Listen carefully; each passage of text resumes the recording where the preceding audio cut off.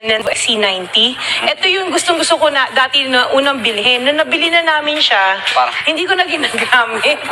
Oo, ang anak ko, ewan ko, anak ko gumagamit nito. At siya gagamit na rin pala. Yes. Kahit paano, no? Yes. Napakaswerte naman ng mga anak nyo. Oo.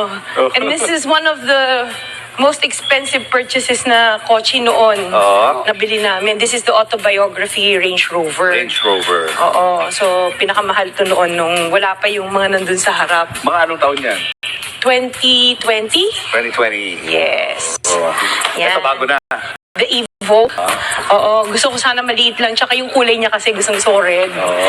And then, Defender. Nakita ko to sa Dubai. No?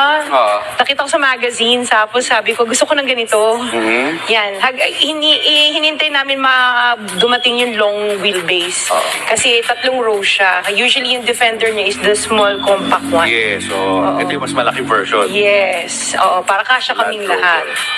And then we have yung LM, yung Lexus na kakambal niya si Alphard. The higher end of Hawig nga, no? Yes, the higher end of the Alphard. Pero Lexus ang ano niya. Lexus.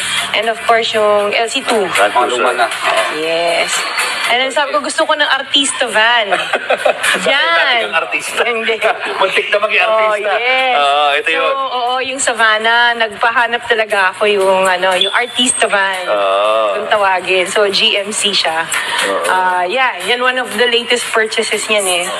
And then nung unang bili namin nung white na Cadillac, dumating tong Ford Bronco. Binalik to. So, this is one of the first editions of the Ford Bronco. Yan.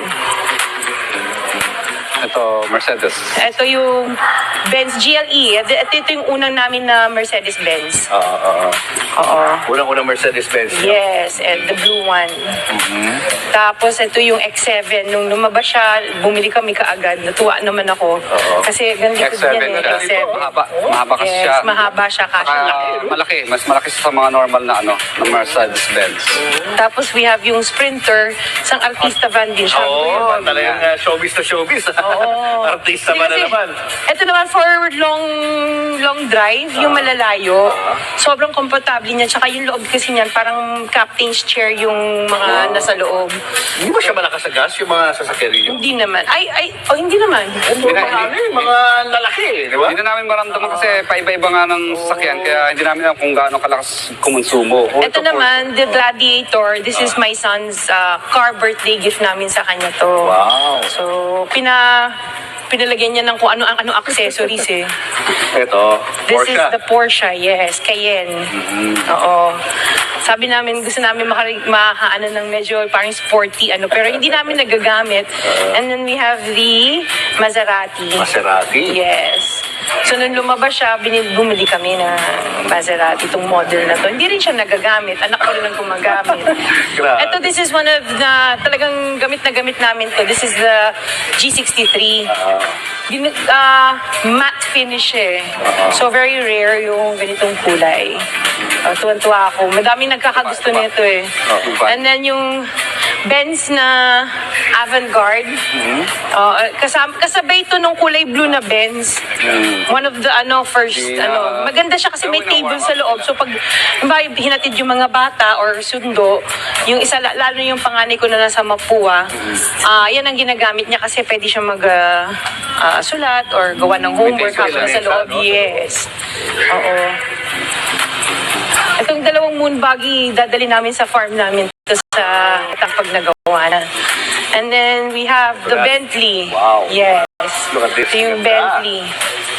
Itong binili ko to kasi kaya nagustuhan ko to. May wine glass din sa loob. May Nilalagyan ng decanter. wine. Yes. Social. Pero hindi naman namin nagagamit. So, ito, ang inside niya naman red and black. Ang interior. ganda rin, Yes. O, yan.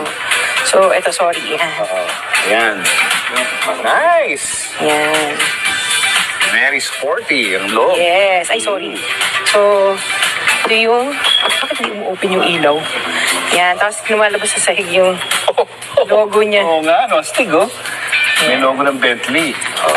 Pag so para may projector siya. Yes. Ipo-project siya ng logo sa floor. Yan, Ayun. ito naman, Oh my kaya siya na, gosh, may look at ano that. siya dito. Actually, champagne glass, nagkamali ako. So, yan. Champagne. Yan, pwede siya dyan. Tapos may champagne holder dito. Tapos pwede mo siya ilagay dito kasi nag-chill. So, sabay chiller din siya. So, pag Cafe ano, champagne dyan. yan, armrest lang siya pag So, ano. siya, no? Pag on a normal day.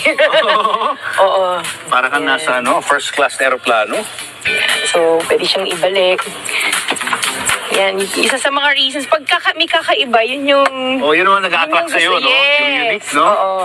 Yan. Galing. Then we have the Maybach. Oo. Mercedes-Benz Maybach. Yung SUV version ng kinuha namin. Ito color niya, ganda, oh. Yes. Kumbaga, ayun. Ano siya, two-tone. Oo.